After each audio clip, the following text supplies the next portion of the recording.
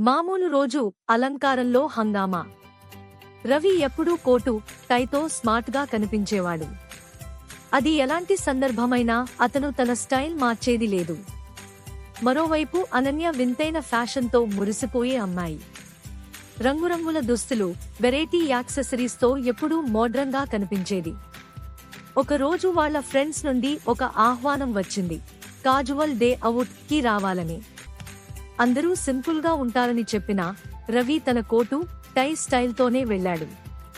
అనన్య మాత్రం పూర్తిగా హంగామాగా తయారై వెలుగులా కనిపించింది. ఫ్రెండ్స్తో పార్క్లో కలిసేసరికి వాళ్ళని చూసి అందరూ ఆశ్చర్యంతో నవ్విపడ్డారు.